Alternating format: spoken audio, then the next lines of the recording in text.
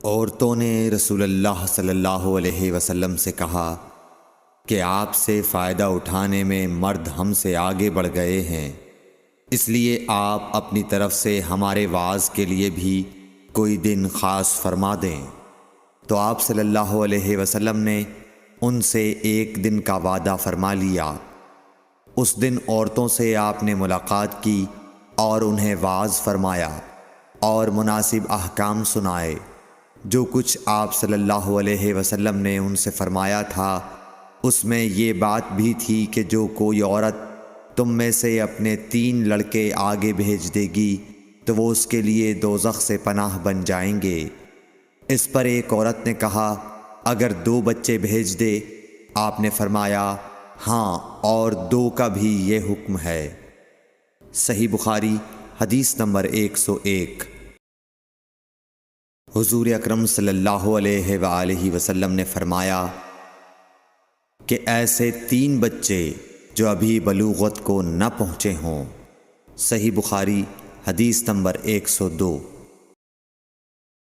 نبی کریم صلی اللہ علیہ وسلم نے فرمایا کہ جس سے حساب لیا گیا اسے عذاب کیا جائے گا۔ حضرت عائشہ رضی اللہ تعالی عنہا فرماتی ہیں کہ یہ سن کر میں نے کہا کہ کیا اللہ نے یہ نہیں فرمایا کہ عنقریب اس سے آسان حساب لیا جائے گا؟ رسول اللہ صلی اللہ علیہ وسلم نے فرمایا کہ یہ صرف اللہ کے دربار میں پیشی کا ذکر ہے، لیکن جس کے حساب میں جانچ پڑتال کی گئی سمجھو وہ غارت ہو گیا۔ صحیح بخاری حدیث نمبر 103۔ رسول اللہ صلی اللہ علیہ وسلم نے اللہ کی حمد و ثنا بیان کی، پھر فرمایا کہ مکے کو اللہ نے حرام کیا ہے، آدمیوں نے حرام نہیں کیا۔ تو سن لو کہ کسی شخص کے لیے جو اللہ پر اور یوم آخرت پر ایمان رکھتا ہو جائز نہیں ہے کہ مکے میں خون ریزی کرے یا اس کا کوئی پیڑ کاٹے۔ پھر اگر کوئی اللہ کے رسول کے لڑنے کی وجہ سے اس کا جواز نکالے تو اس سے کہہ دو اللہ نے اپنے رسول کے لیے اجازت دی تھی، تمہارے لیے نہیں دی، اور مجھے بھی دن کے کچھ لمحوں کے لیے اجازت ملی تھی، آج اس کی حرمت لوٹ آئی جیسی کل تھی، اور حاضر غائب کو یہ بات پہنچا دے۔ صحیح بخاری حدیث نمبر 104۔